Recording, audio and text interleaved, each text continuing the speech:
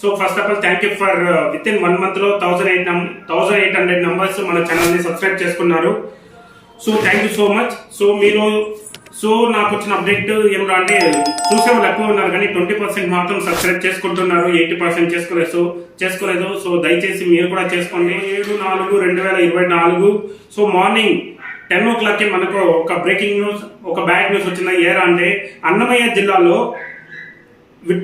విట్టలంలో ఉద్రిక్తత చేసుకుంది. టీడీపీ ప్రచార వాహనానికి తెలియని వ్యక్తులు 2 మంది బైక్ లో వచ్చి పెట్రోల్ పోసి నిప్పండించారు. సో డ్రైవర్ అప్రమత్తంతో డ్రైవర్ తెప్పించుకున్నారు. సో ఇలా చేయడం చాలా బ్యాడ్. సో మనముని ఉద్రిక్తతలు ఇలా ఒకరి కోసం, ఒక పార్టీ కోసం ఇంకొక పార్టీ వాళ్ళు గొడవ పడడం మన సమాజంలో మంచిది కాదు. సో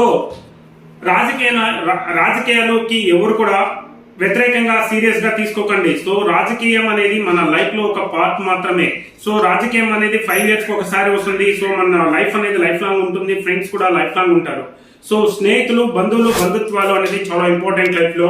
అనవసరంగా రాజకీయాల కోసం మీ తల్లిదండ్రుల తర్వాత మీ ప్రాణ స్నేహితులను వదులుకోకండి.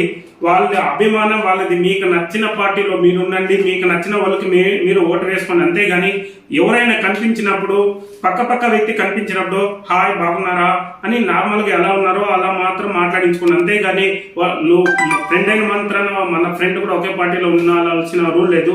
సో మీకు ఇక్కడ ఒక ఎగ్జాంపుల్ చెప్తున్నా. ఏరా అంటే రాజకీయ నాయకులు కూడా పెద్ద ఎమ్మెల్యేలు కానీ, ఎంపీలు కానీ, ఎవరైనా కానీ ఒక పార్టీలోనే వాళ్ళు ఉన్నారా, ఒక పార్టీలో గెలుస్తారు, ఇంకొక పార్టీకి వెళ్ళిపోతారు. అదే విధంగా అన్నట్లు అంటారు. సో రీసెంట్ గా చూస్తే చెల్లి ఒక పార్టీలో ఉంటుంది, అన్న ఒక పార్టీలో ఉంటారు. ఇప్పుడు ఈ ఎలక్షన్ లో ఎగ్జాంపుల్ టీడీపీ తరఫున హస్బెండ్, వైసీపీ తరఫున వైఫ్ నిలబడుతున్నారు. ఇలానే ఉన్నప్పుడు మనం కామన్ మ్యాన్స్.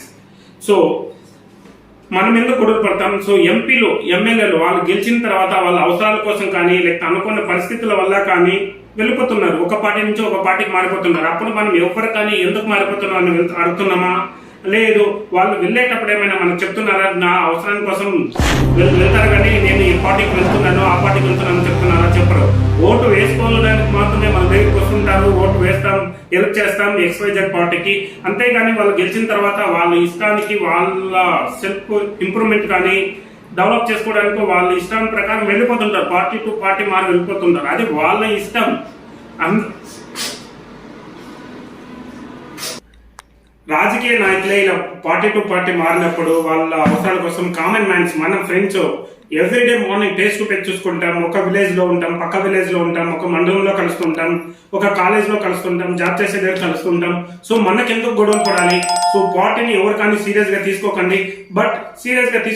కానీ మీ ఓటుని ఏదో ఒక పార్టీకి వెళ్ళి ఓటు వేయండి. సో నా తరపున వెళ్ళి ఓటు వేయండి. సో నా తరపున నేనేం చెప్తున్నా అంటే, రేపు మీకు సమస్య వస్తే రాజకీయ నాయకులు వస్తారో లేదో తెలియదు కానీ ఫ్రెండ్స్ వస్తుంటారు. సో ఫ్రెండ్స్ ఫస్ట్, రాజకీయం అనేది సెకండ్. సో దయచేసి మీకు ఇంకోటి చెప్తున్నా, మీ తల్లిదండ్రులను వాళ్ళు వృద్ధాప్యంలో ఉన్నప్పుడు దయచేసి మీ పిల్లలు అనుకొని వాళ్ళకన్నా ఎక్కువ చూసుకోండి. సో సమాజంలో చూస్తుంటే ఏజ్ అయిన తర్వాత తల్లిదండ్రులను చాలా వదిలేస్తుండడం, చూడుకున్నా ఉండడం చాలా దారుణంగా ఉన్నాయి అక్కడక్కడ. సో దయచేసి మీ తల్లిదండ్రులు చూసుకోండి, మిమ్మల్ని మీరు లవ్ చేసుకోండి, మీ పార్టీని లవ్ చేసుకోండి. సో నా లాస్ట్ చివరిసారిగా చెప్పేది ఏమంటే, యువతకి అవకాశాలు రావాలన్నా మన ఆంధ్రప్రదేశ్లో జరుగుతున్న పరిస్థితులను బట్టి మీరు దయచేసి యువత మేల్కోండి.